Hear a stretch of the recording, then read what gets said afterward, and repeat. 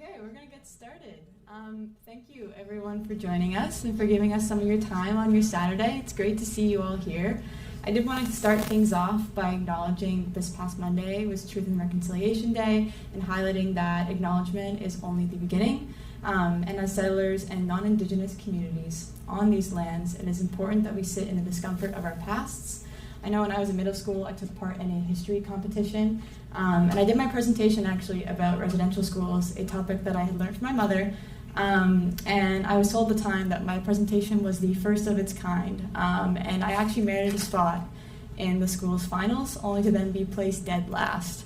You don't want to know who came first. My topic was too harsh for a middle school history competition. It does bring me some peace and some joy that we have a holiday like we had on Monday to spend time reflecting about those people and to know that we've done a fair amount of growth in the last 12 years. But whether we admit it or not, we are still benefiting greatly from colonialism. And not only does our government, but we too have a responsibility to do better, to learn, to put action behind our movements, and to share with those closed-minded.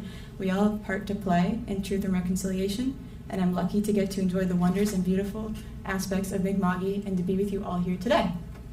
In the spirit of having these difficult conversations, we're going to talk about something that's a little bit also difficult, and that is a change that needs to happen to our society in terms of our use transportation. So I've been doing this work now for a little over a year, a little under a year, I guess, and I have been saying this argument until I am blue in the face to people about the cost savings and the environmental benefits and debunking all of those myths and adding in that it's such a low-hanging fruit transition because it lowers GHGs and kids are happier. But yet there still seems to be a bit of a lack of a change in Atlantic Canada, excluding PEI. They're excluded from this bubble.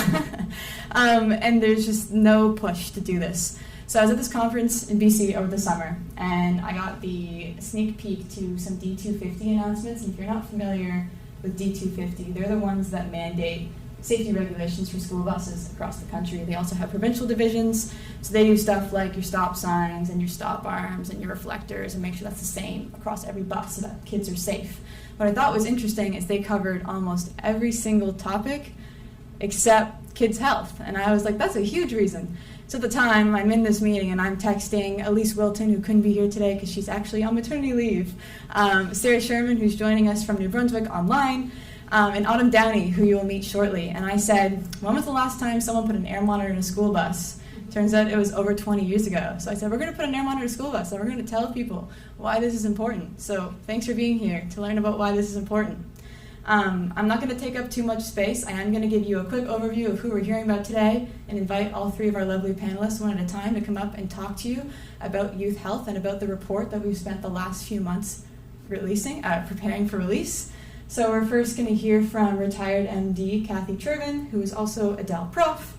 And then we're going to hear from Melanie Langell, who is a executive director at New Brunswick Lung. And then we're going to wrap things up with Autumn Downey, who collaborated on the report and is from the Conservation Council of New Brunswick. So please put your hands together as I welcome Kathy Chervin up to the stage, please.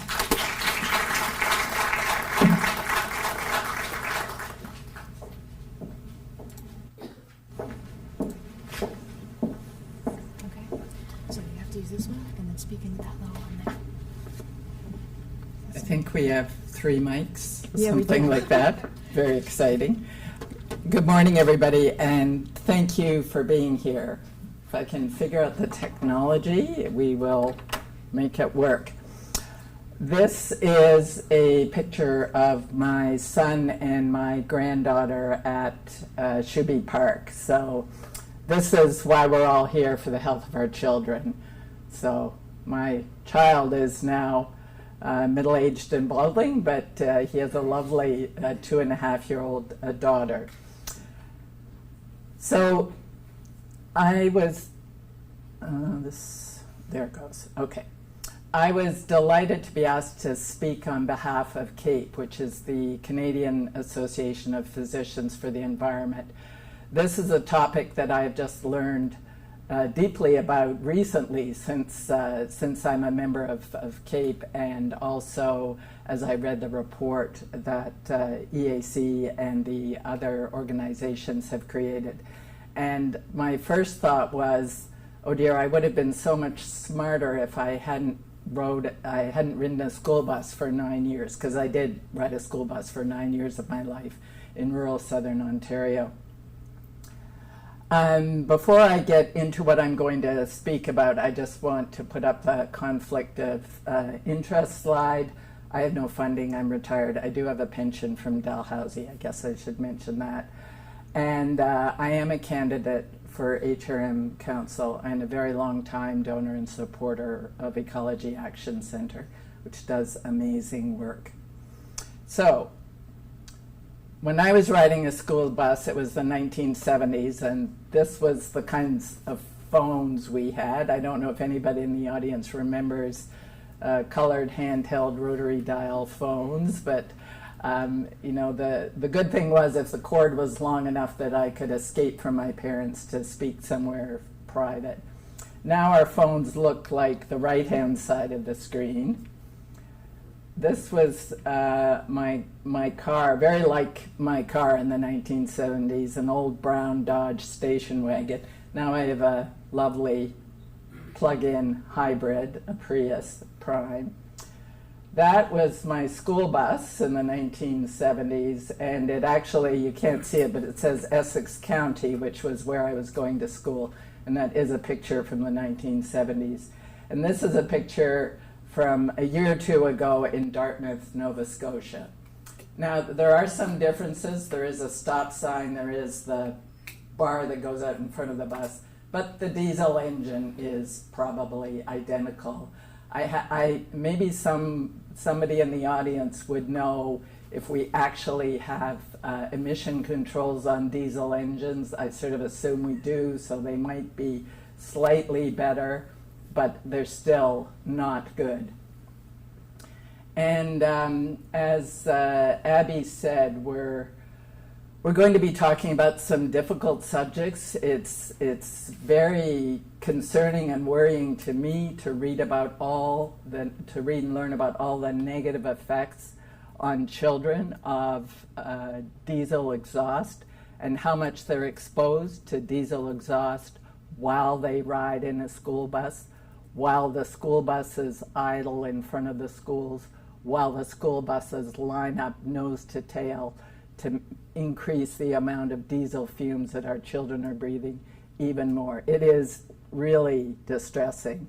And I know, as all of you do, how much we want to protect our children. You know, if one of my grandchildren skins a knee or has a breakup with their girlfriend or boyfriend, if one of my grandchildren is upset or distressed, it affects me deeply, I think even more than with my own children. And, you know, we have car seats, helmets, clothing regulations, and yet our kids are still sitting in diesel school buses, which is not healthy. That's the list. I'm not going to go through it all. You can read it. I am going to talk very briefly about the PM 2.5s. You've probably heard about these because they, with all the wildfires, the level of PM 2.5s goes up in the atmosphere, and these are extremely fine particles. They're smaller. They're about 3% of the size of a human hair in diameter, and so they are not filtered out by our noses. They go deep into our lungs, and we are going to hear from the Lung Association about lungs, and into our circulatory system. And then there are all the other, you know, chemicals and toxins this is all traffic-related air pollution, and it's all present in diesel fumes. So, lungs and heart, higher risk of high blood pressure, heart attacks in the long term. Brain, it has actually an effect on development, an effect on ability to think, on cognition.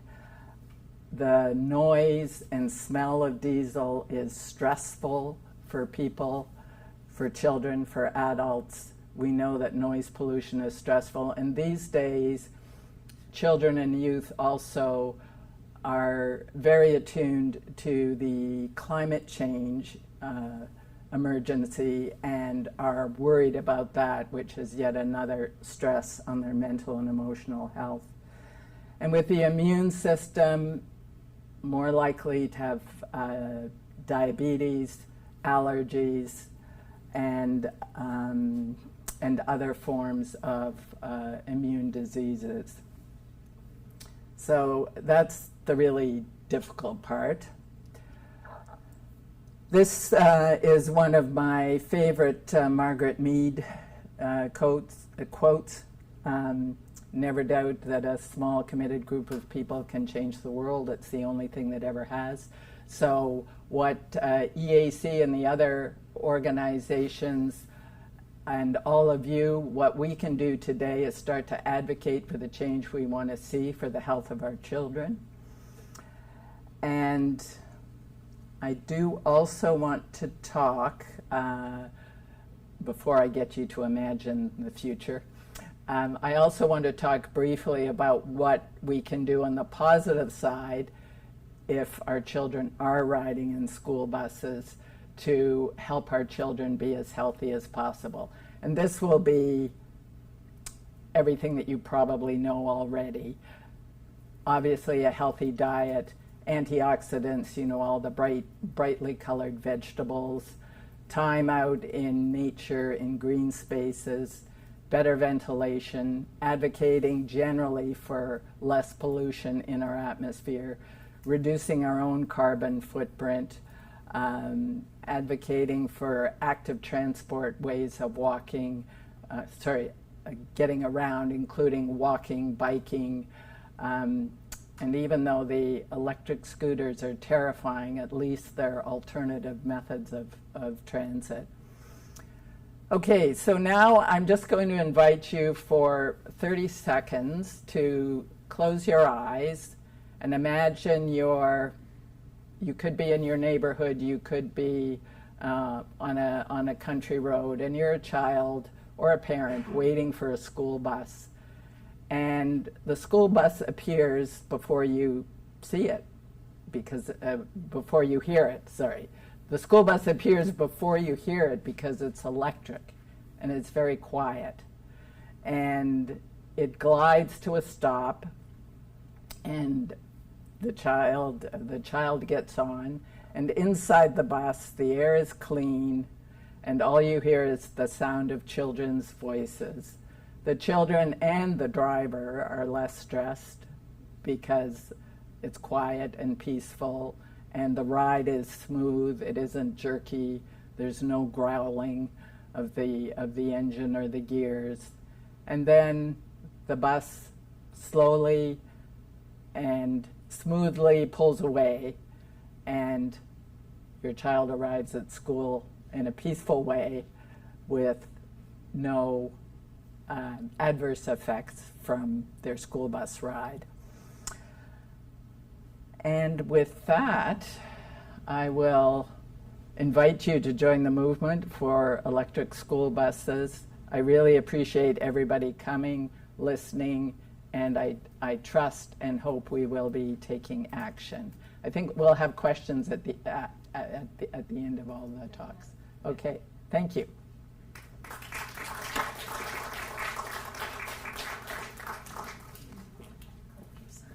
Yeah.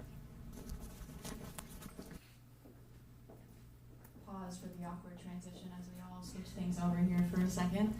Because we have an online mic and we have an in-person mic. We have some stuff to figure out and move around.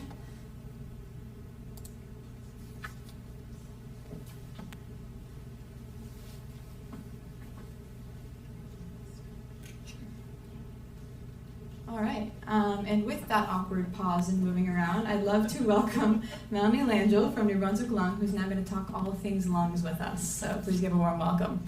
Thank you. Can we do a sound check on the virtual? We're good? Okay. How about in the back? Can you hear me? I'm going to go without a mic because I find these awkward. And where's our clicker? Okay. So big thanks to EAC for inviting me to come here today and talk about the health impacts of diesel on our children's health and our community health. I represent MB Lung. We're a provincial lung health charity. We've been in New Brunswick since 1933, addressing all threats to lung health. We focus on providing essential patient supports, advocacy is a big piece here, and public education in a variety of topics. I'm not from the Halifax area, so I wanted to just add a little land acknowledgement here.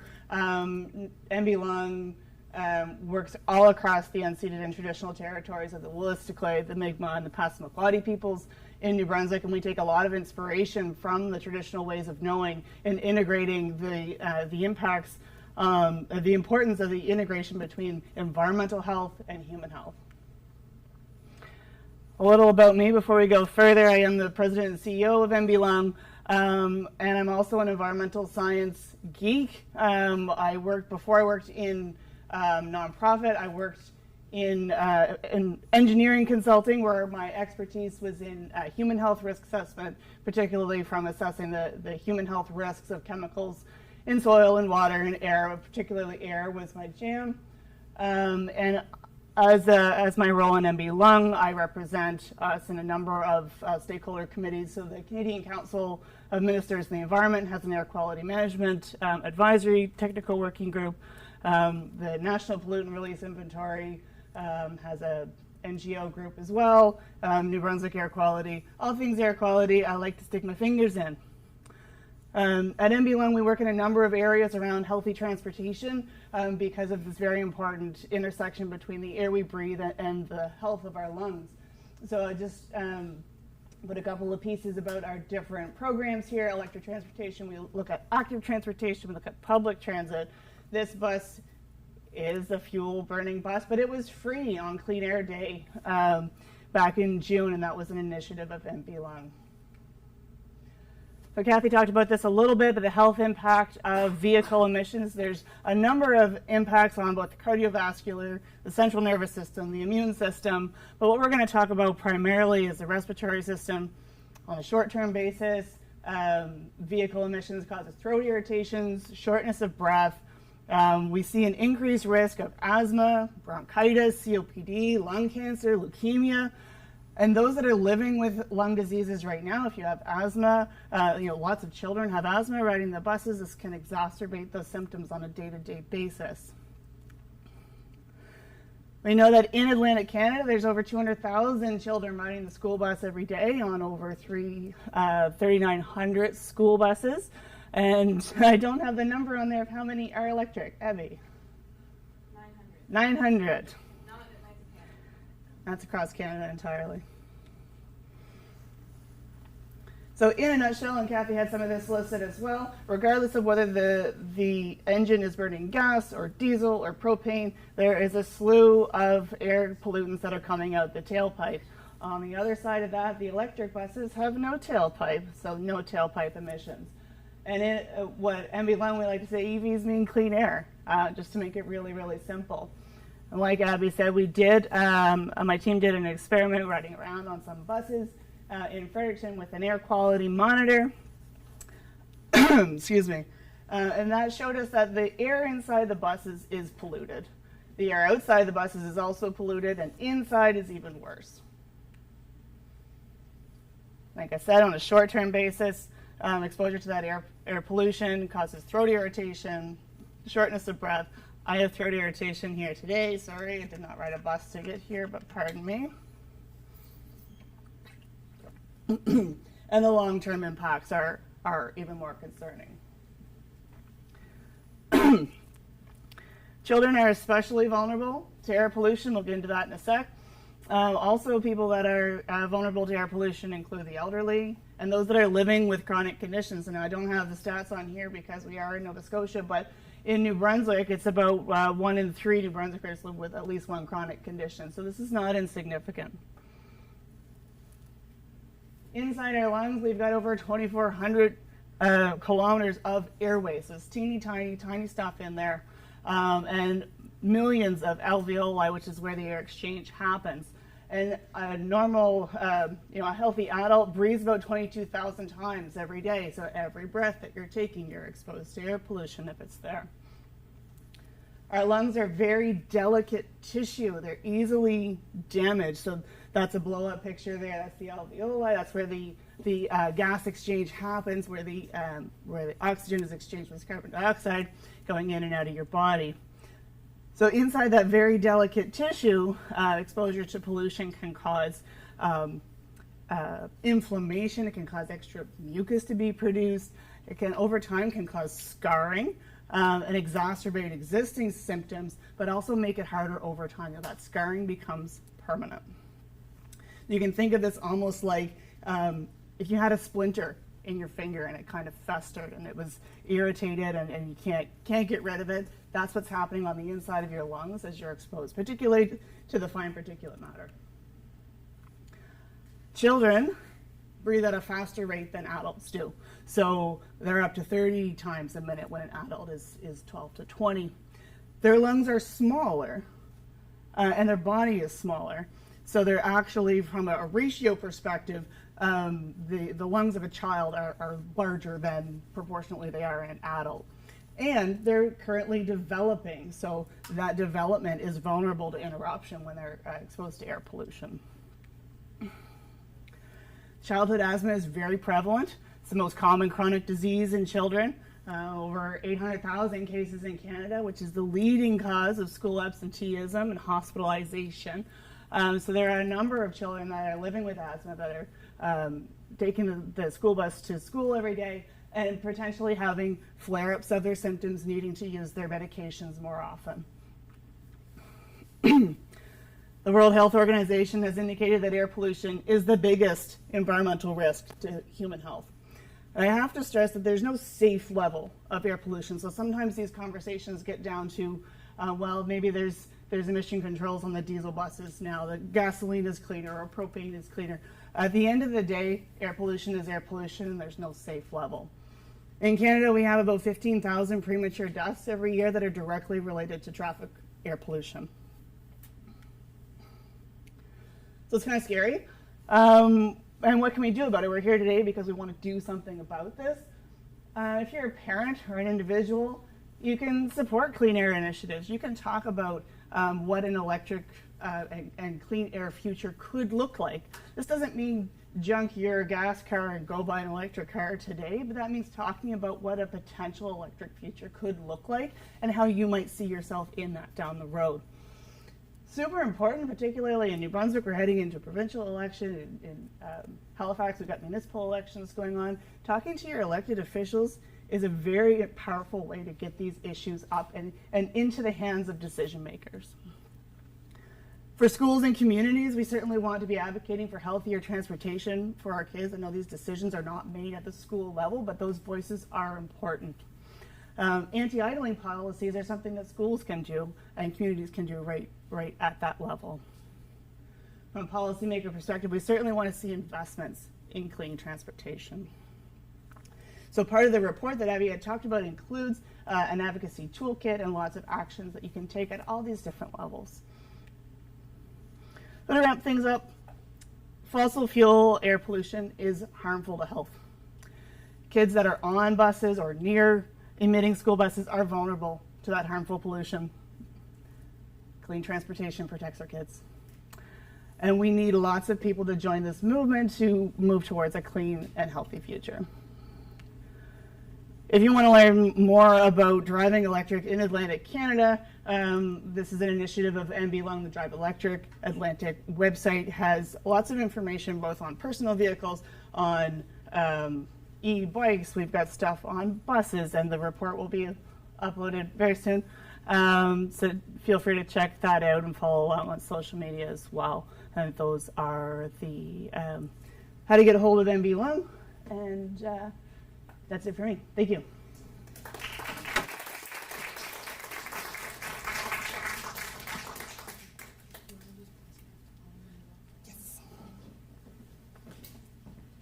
We have another awkward transition coming your way. Thank you so much, Melanie. Autumn's going to mic up and then join us on stage.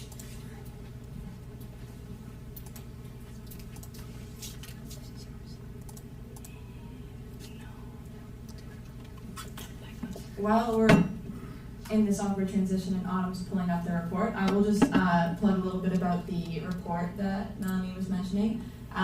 So yes, it is a two-parter. It is the report, and then there's the toolkit component, both of which will be available for online download via the EAC website early next week. And if you signed in and you checked a little box that said, please email me your report, you'll get an email from me next week with your report. So I will stop filling up the space and I will pass things off to Autumn, who's going to cover environment and all sorts of things with building resilient communities. So give a warm welcome to Autumn, please. Okay, can everyone hear me? I'm pretty loud, so, I probably won't use the microphone as well just because I don't like how clunky they are. Thank you, Melanie. Yeah. So, as you can see, we are going to talk about electric school buses, and before we begin, I will just mention who I am. So, I'm Autumn Downey. I work for the Conservation Council of New Brunswick, but I'm also a pre-service teacher attending the University of New Brunswick. Double whammy there, eh? So, I know I'm not here to talk about myself, so I will be highlighting why are electric school buses important, right? So, I just want to say we will be having an introduction, but this is a more interactive type of presentation. Your participation would be greatly appreciated just because it makes things a little bit nicer. We will dive into diesel-powered school buses, what they are, electric school buses again, and then finally a conclusion. So, for my first thing, can everyone go please onto our Menti here? We have a QR code that you can scan. And let me know when you're all ready. A few minutes. You good? Okay. Okay.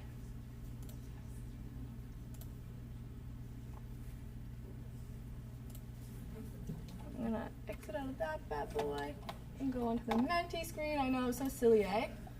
That's okay. No worries. Okay. What comes to mind when you hear the word school? And everything should pop up as soon as you start responding. Okay, kids has been a big one. Learning, education. Yeah. Education is a huge one, right? Teaching our kids about a more sustainable, cleaner fuel technology, eh? Yeah. Okay, the next one is, what about the word environment?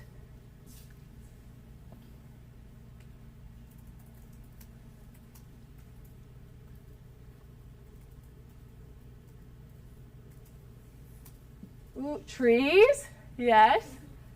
Birds, health, nature. Is the word environment important to you? You can just shake your head or no, it's not, it's okay. We're all friends here. Yeah? Okay, cool. Wow, sustainability, climate, green space, awesome. These are fantastic words. And I want you to keep that in mind as we're going through this presentation and answering questions. Okay. Switch on back. Does that say present? Am I silly? Sorry about this, folks. A little technical difficulties.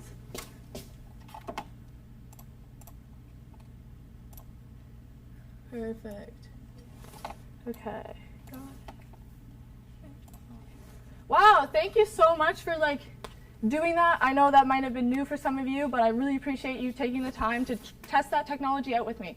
Still got some kinks to work through, but that's okay.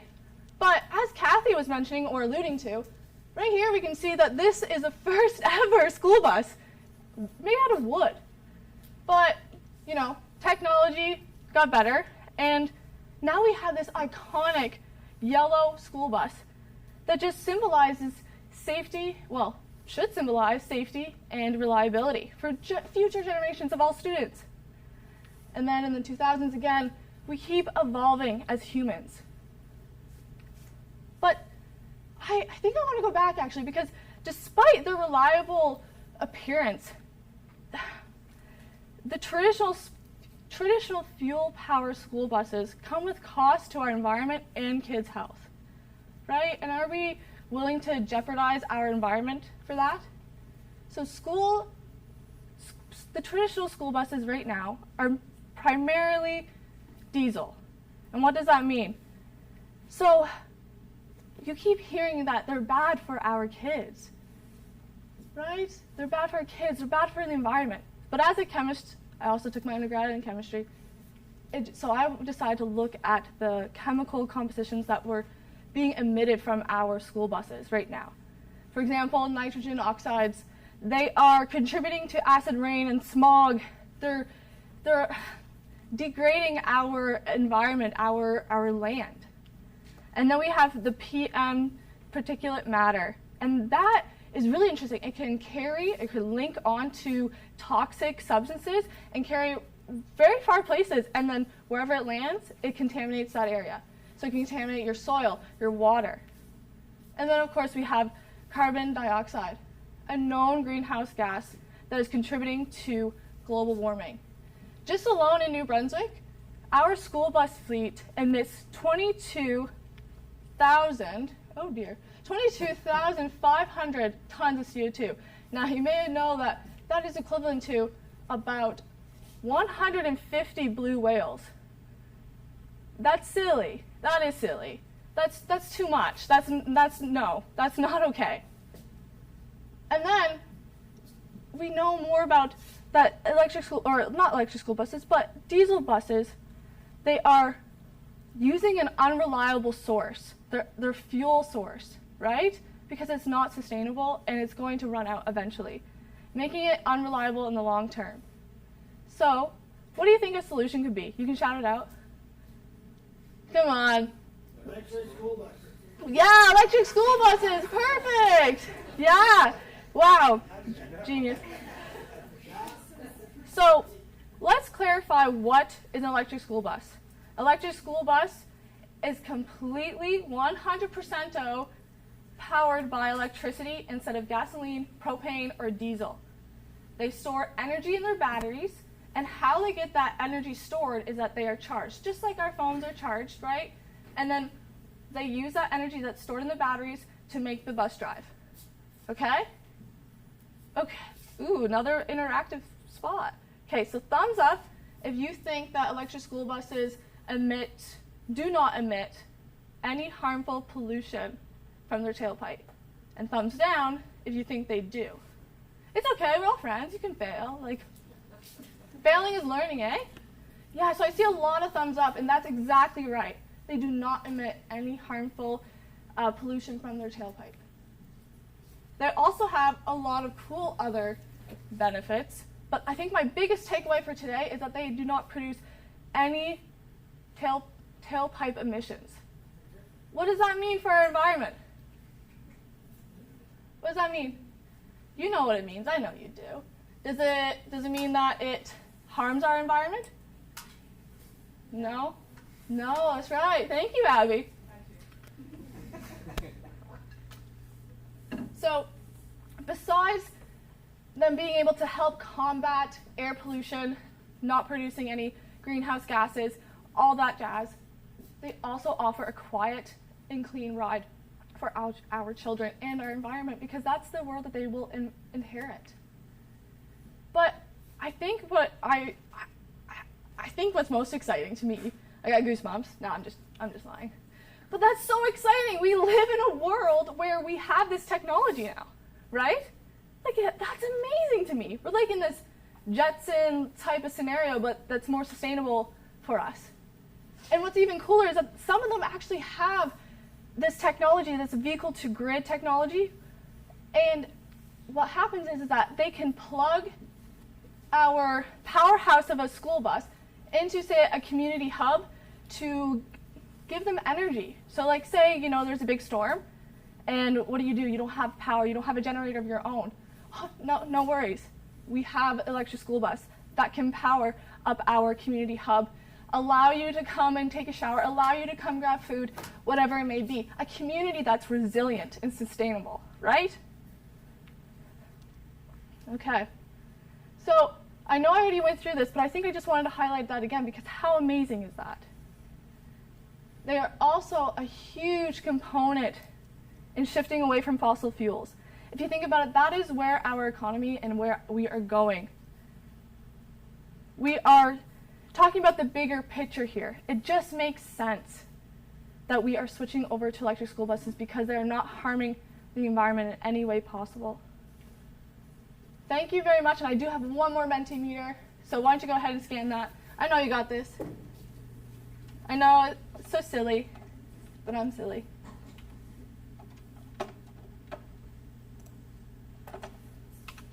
Okay, what is something you learned today? Could be from my presentation, or Melanie's, or from Kathy's. V to G, yeah. Electric school buses are good. Perfect. You know, V2G was something I was really interested in because how incredible is it that you can take a power source and connect it to a community hub and allow you to it's not only used for transportation, right? It's not anymore. It's used for other things. Noise pollution. Yeah, the health effects inside the bus, that was something I was really upset to know about, and it affects me and because I just think about that a lot. Sensory issues, yeah, because personally I have sensory issues, so yeah. Perfect. Thank you very much, everyone, and I really appreciate you participating with me today in this presentation. Abby.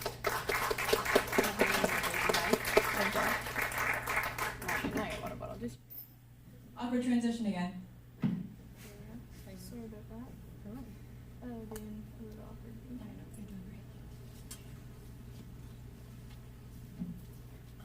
So we have a bit of time. I'm going to leave this up there because maybe this will prompt some questions later so we can see all of the lovely things people had. But I was just going to sort of wrap up by saying thank you to everyone. It is scary coming on stage, even with our small but mighty crowd. It is still scary, so thank you. You all did a great job.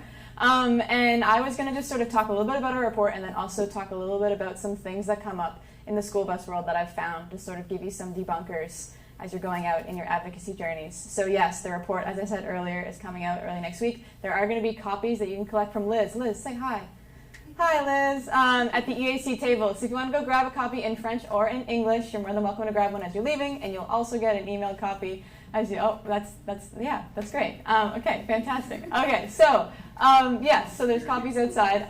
The report comes in company with a toolkit. So if you were at all inspired today and you want to inspire others, there's tons of resources to further your learning. There's ways that you can contact folks on there with their emails, their addresses, their phone numbers, and then we also have the direct tools in French and in English. So if you wanted to copy and paste one of our email, call, or letter templates, you can take one of those, you can personalize it, or you can send it off as is to start your advocacy journeys.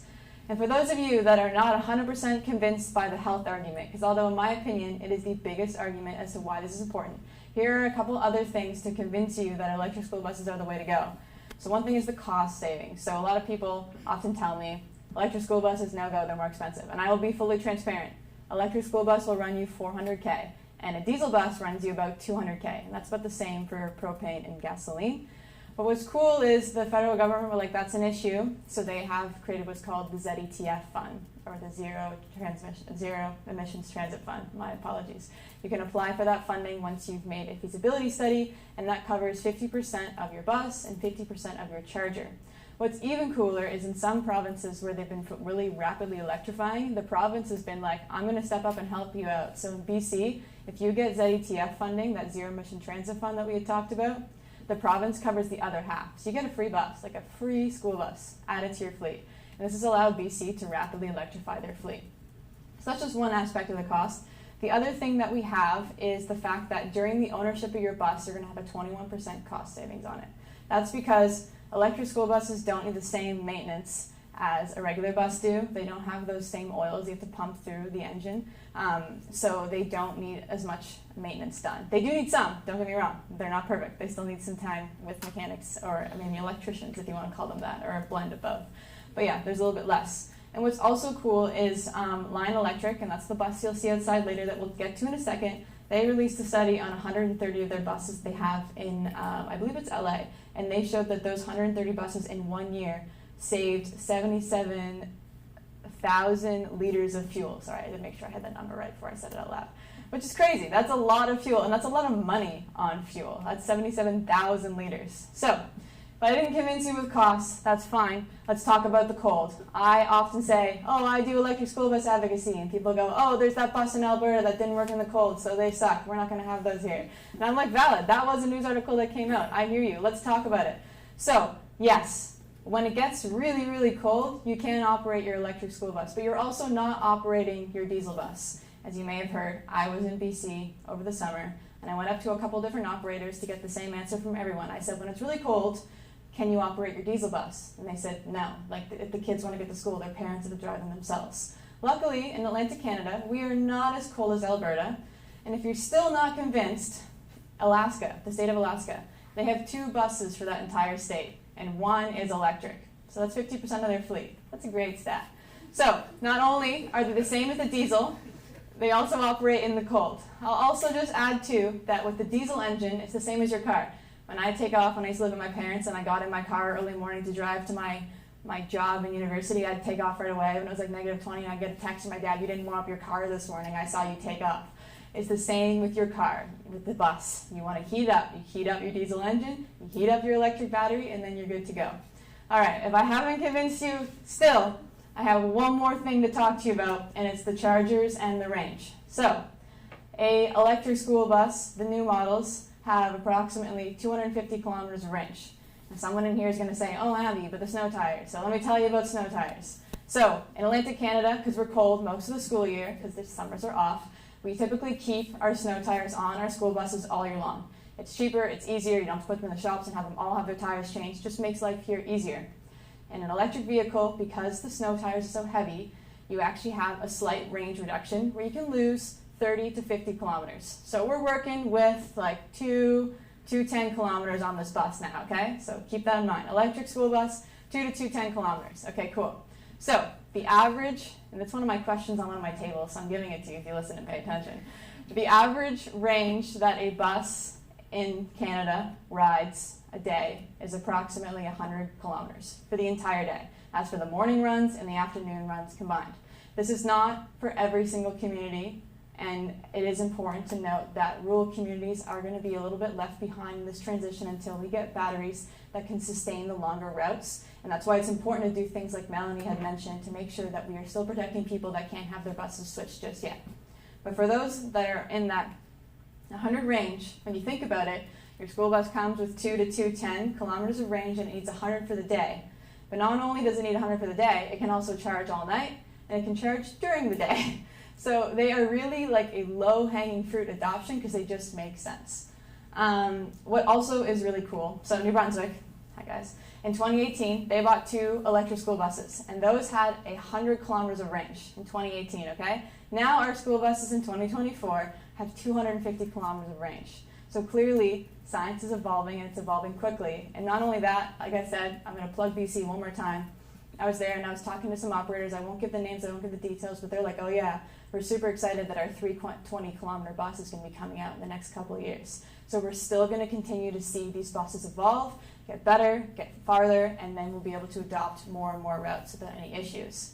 It's also cheaper to charge them than fuel them, you know what I mean? And also another important thing to note, and you may know this, especially the next ride people, EVs have regen braking. So as you're braking, you're getting power back into your battery, so that 210 can be extended even further, or can just get a little bit more added on top. I hope I have convinced you. If I have not, ask me a question, and I'm sure I will be happy to debunk it for you. Without taking too much time, I do want to give some time for questions, and the children are being babysat till about 2:15. So we've got a good little-ish 20 minutes of questions here, if you guys have questions. Do you guys want to move your chairs more centered so that people can see you? I was going to turn this off. Maybe I don't know how to do that.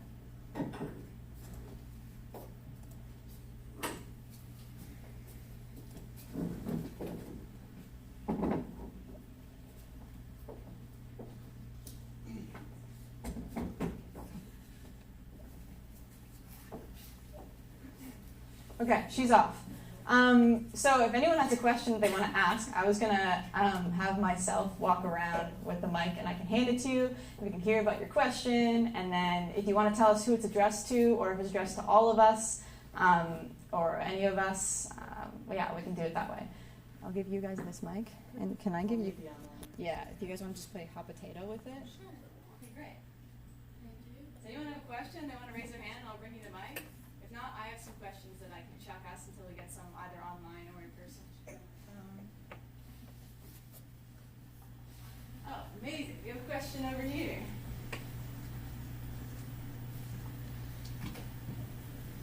can one of you repeat the question into the little mic for the people online as you're saying it? That's great. Thanks, guys. Yeah, my question is, which level of government is responsible for procuring school buses? Okay. So I will repeat the question first. Which part of government is responsible for purchasing electric school buses? Correct? Correct. Perfect. So I will say that for New Brunswick, we have what is known as the Department of Transportation and Infrastructure, but then within them, there is the Vehicle Management, VMA, Vehicle Management Assets, and they are in charge of purchasing our electric school, or purchasing school buses in general, either electric or diesel or gas or propane. Great question, thank you. I'll quickly answer Nova Scotia while I go take a look at the online questions. Give me 1 second and I'll come up and get the online questions while I do this. Okay, cool. So in Nova Scotia, the way it works is you either have your school bus is owned and rented out through a funder or a private subsidy, So for example, STC, Student Transportation Canada, they are one of the school bus renters, or as you formerly knew them, maybe a stock. So your school will either have a contract through one of them, or they have buses that are done directly through the province. So it's a combo of both. The French schools are one of those unique ones where they have a lot more of the buses that are rented from either one. And then what's also cool is all the buses that are run in Indigenous communities, those are directly managed by the feds, or the federal government, sorry.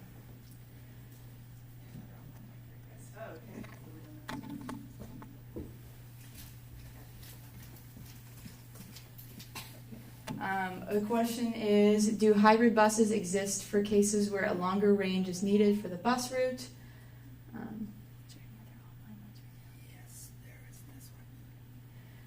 About ZETF, does every province have different percentage cost coverage by the government, or is it about 50% for all provinces? Do you guys want me to answer this? If you would like to answer the second one, I believe I can take The first one? Go for it. Yeah. Do you mind repeating that as well? Look at this awkward technical difficulty. Oh yeah, sorry. Do hybrid buses exist for cases where a longer range is needed for the bus route? So I will comment that within New Brunswick, it has been noted roughly more than 80% of the routes can be done using electric school buses. So the other routes may be a bit tricky to do, so suggesting a hybrid version is possible. As for if they exist, I believe they do, and Abby, please correct me if I'm wrong, but I believe Thomas does have a hybrid version for that reason.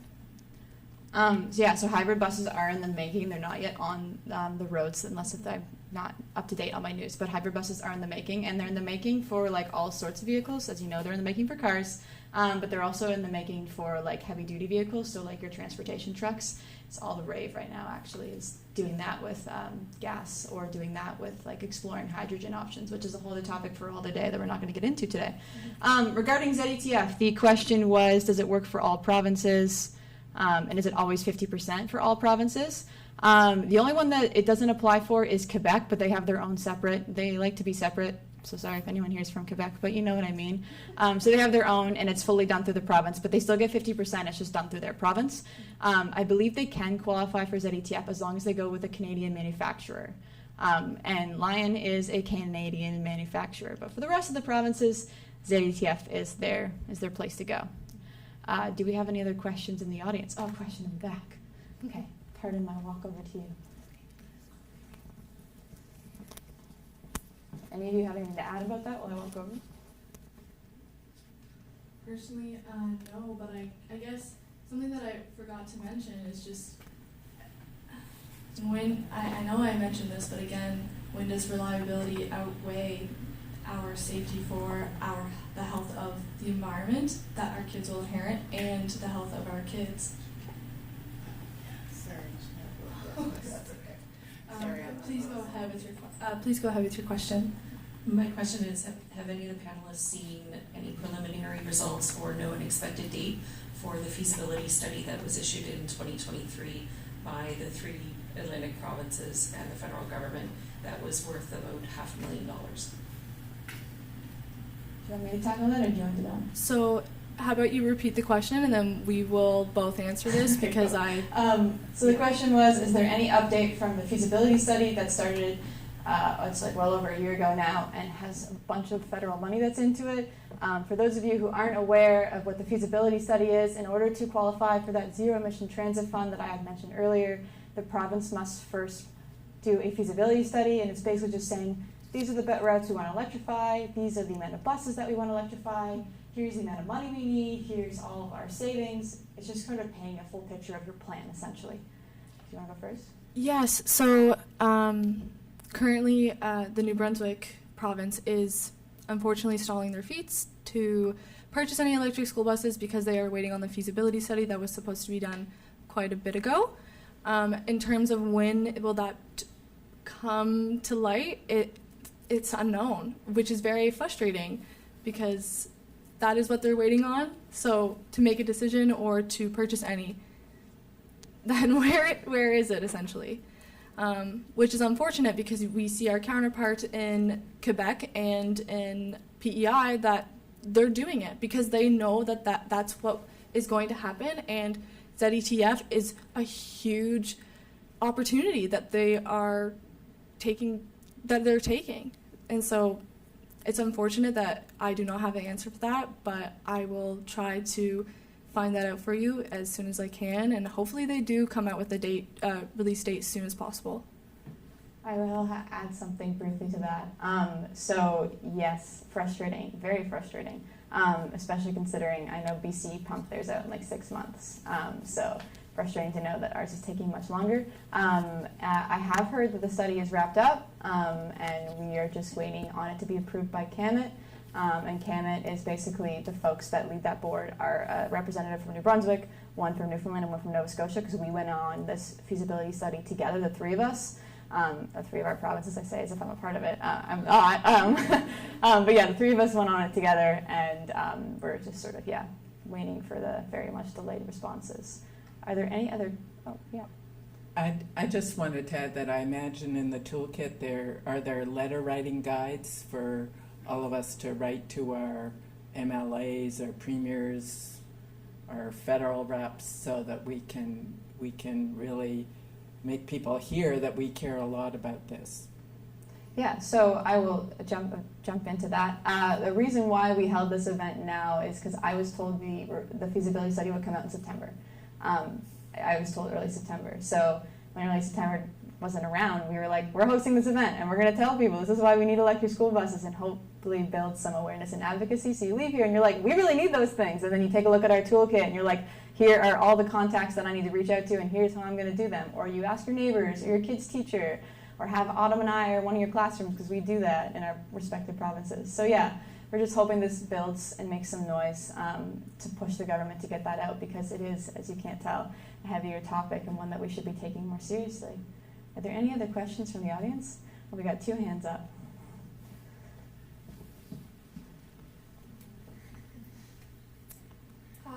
While it may be that PEI made the transition so quickly because they could see the future, I have to be a little bit suspicious there is more to it than that. So I'm wondering if you can tell us what happened that made them make the transition so easily, and are there lessons that can be learned from that could make it work better elsewhere? Great question. Me again. I'm sorry I'm being a mic hog. Oh, right, sorry. So the question was essentially, what made PEI jump on it so quickly, and are there learnings from that so that we don't repeat the same things? I essentially always call PEI the guinea pig. Like, they were the first to get a school bus, they were the first to say, we're going to mandate electrification, and they were the first to really jump on this change. It was a really unique situation, how it all came about. Basically, they had a Green Party minority, which is the first time it ever happened in PEI, and this person was leaving, and they said, I'm going out with a bang. You're all getting electric school buses, bye. And that's kind of how it happened, with the short and sweet, without getting into all the political jargon. And they've followed it along ever since. And in terms of your questions about learning, yes, The gentleman, who I'll respect his privacy and not name him, who was in charge of electrifying the fleets, we engage with a lot, and Autumn and I actually put on a presentation for a bunch of stakeholders across the country that are doing electrification back in March to learn all about PEI's charging. Because PEI was the first province in Canada to pilot home chargers. They're cheaper to install, makes the bus driver's life easier, and you're still reducing even further GHG emissions because now the bus driver doesn't have to drive and park off at the depot. They can just plug back it in home. Bus drivers were also happier because now they got to preheat their bus, have their breakfast in the morning when it was cold, right? So the bus worked. And then they got to go on their bus route and then come home. And multiple bus drivers do work second jobs, so it made it even better for those drivers because now they didn't have to factor in that extra time of getting up earlier and driving in and maybe having traffic there to get in their driveway. And most of the time, what I've heard is they try to make it so that that driver living in that neighborhood has that route, so it's even easier. But yeah, that was a wonderful question. Thank you. Any other questions? Oh, sorry. Promise I did forget about you.